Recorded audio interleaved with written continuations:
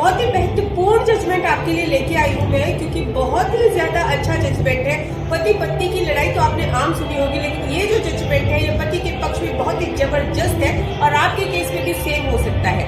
इस केस में क्या हुआ था, पूरी जानकारी आपको देंगे। क्या है जजमेंट, किस तरह से पति के पक्ष में पूरा केस आ सकता है, सभी केसेस आपकी साइड में आ सकते हैं, पूरी जानकारी आपको देंगे। लेकिन चैनल को सब्सक्राइब कीजिए और वीडियो को पूरा देखिए।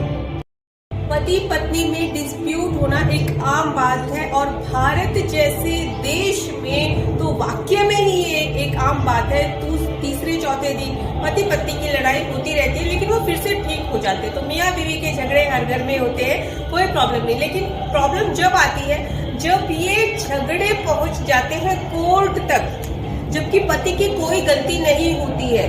इस केस में भी ऐसा ही हुआ, झगड़ा पहुंच गया कोर्ट तक और पति की कोई गलती नहीं थी। आमतौर पर आपने भी देखा होगा पत्नी 3-4 केस लगाती है, जिसमें से मेन केस होता है 498A आईपीसी का और सीआरपीसी का 125। इस केस में 2012 में दोनों की शादी हुई थी। बाद में थोड़े दिनों के बाद कोर्ट में केस डाला गया कि मेरा पति मुझे मारता है, परेशान करता है, दहेज के लिए परेशान करता है, खाना नहीं देता है, मुझे घर से निकाल देता है, जो आम हर केस में आता ही है। तो इस केस में भी सेम ऐसा ही आया था। अब सभी केस तो झूठे नहीं होते, लेकिन ये केस कैसा था ये जान लीजिए। इसमें जब बयान हुए, क्योंकि कोई भी चीज साबित नहीं की गई थी, किसी का प्रूफ नहीं किया गया था।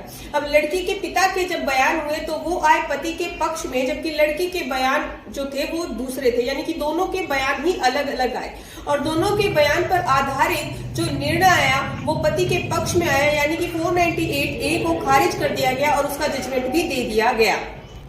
अब बात आती है सीआरपीसी के सेक्शन 125 के केस की कि मुझे मेंटेनेंस मिलना चाहिए। पिता जो पति था उसने क्या किया, जो जजमेंट पहले आया था 498A का उसके फेवर में, वो जजमेंट वहां पे दिखाया और यह भी कहा गया कि ये जो है 498A का केस पहले ही झूठा डाल चुकी है और सारी बातें झूठ थी और ये निर्णय मेरे पक्ष में आ चुका है। पूरी तरह से क्लियरेंस हुआ, वहां पे भी पूरी जांच पड़ताल हुई और बाद में यही निकल कर आया कि जो पत्नी है वो झूठ बोल रही है और उसको कोई मेंटेनेंस नहीं मिलना चाहिए। और वो केस 498 का तो खारिज हुआ ही था, 125 सीआरपीसी का केस भी खारिज हो गया, यानी कि पत्नी को कोई भी मेंटेनेंस नहीं मिला।